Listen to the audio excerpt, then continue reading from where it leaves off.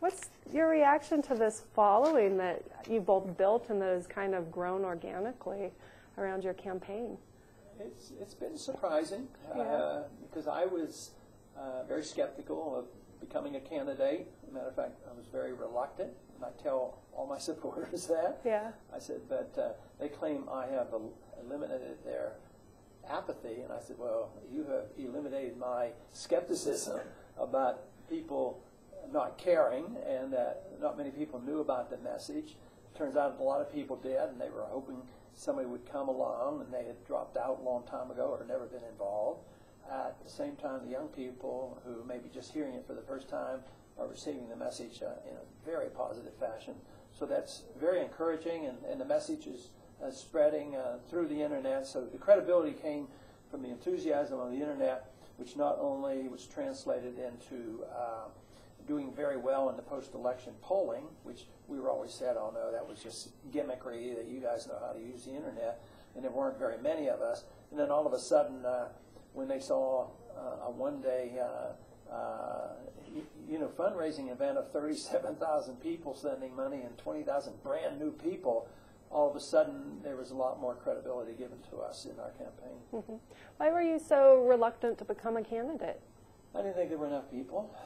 There was no doubt in my mind about the message. I have I know my shortcomings in my presentations, and I don't brag about me being the greatest messenger in the world. So, but I'm never doubtful about the message, because I know it's what has made America great, and it's not my message as much as the traditional American message of freedom. But I just was skeptical and believed that there would be enough enthusiasm, and it took a fair amount of convincing for me to do it, and then it was sort of a token effort to see what would happen, and yet the announcement, I should have known something was going to happen, because the announcement was sort of leaked by accident, and even the announcement spread like wildfire. That's when I first had my real introduction into the internet, how quickly things move. Then literally thousands of people started responding, and we didn't even have an office.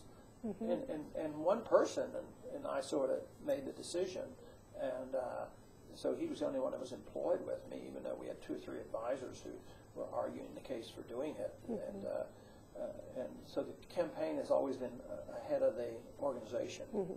You refer to your message a lot. I'm wondering if you think it's being accurately portrayed by the media, or is it being kind of stereotyped? And if you could just state, what is your message? What do you hope people learn? I think they've done a pretty good job. You do have some people, the editorial writers and those who strongly oppose the message, are really, that the further along we get, the sharper the criticism comes, and it gets at times pretty ugly, and they become, I guess, fearful that they may lose their control because they are all those special interests. My message is very simple, and it is that we should obey the rule of law. The rule of law is very, very important, and the Constitution is the rule of law.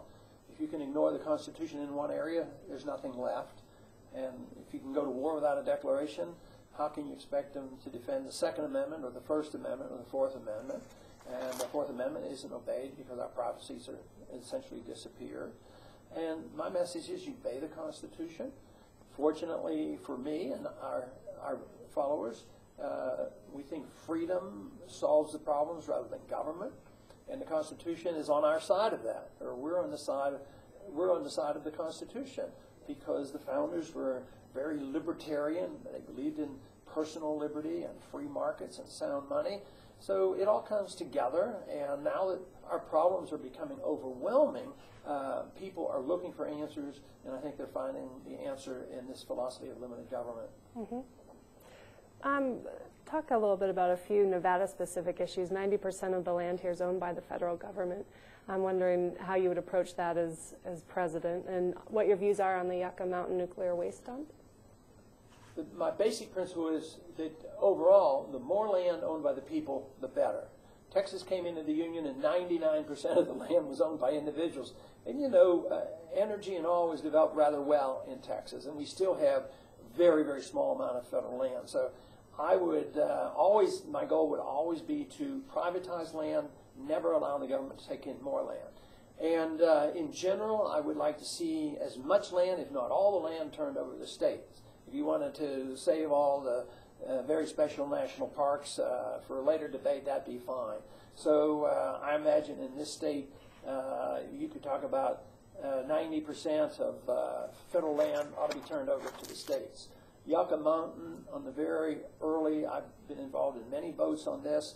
There were times when there were only 3 votes to not allow the federal government to dictate to the state and bring nuclear waste and put them in this state. And I voted. I was one of the 3. The other 2 were the congressman from this district that was from this state that was protecting the state's rights that shouldn't happen.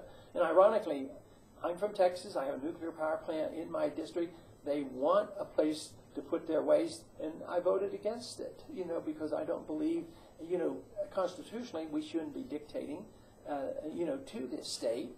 And I don't think it's actually necessary to have one site. We've been storing our nuclear waste in my district right on the plant site, and they've done it for 35 years, and it hasn't been a problem. And they probably could adapt. Texas is a pretty big state, and I'll bet you we could find a place to deal with that safely enough. It's dangerous, but it's not nearly as dangerous as they make it out to be. But to force Nevada to take that is absolutely wrong. Mm-hmm. Right. If you don't win the Republican nomination, will you make a third-party independent bid for the presidential? No plans whatsoever to do that. No plans now. Okay. I've tried that before. The system is biased against competition with the 2 major parties.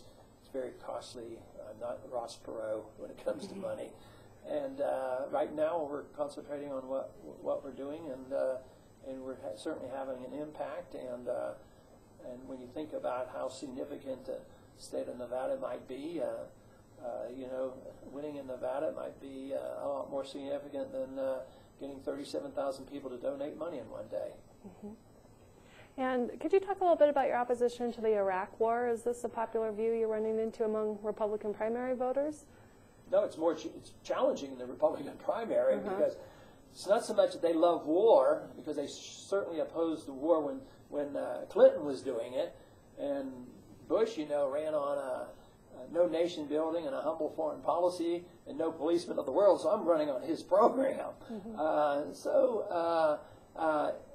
Republicans tend to be partisan, and they tend to be loyal to the president, so it's a harder row to hoe there, to get the Republican primary voters to support my position. But a lot of them do. Certainly the Republicans that have dropped out are in my camp on this. The independents are, the Democrats are, and the Democrats are unhappy with their answers.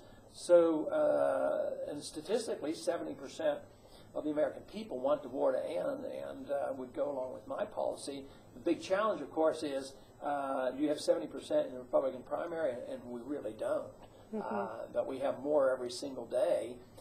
If they come to realize that if they want to win, Republicans want to win, they better change their foreign policy. They better go back to George Bush's foreign policy that he won on in the year 2000.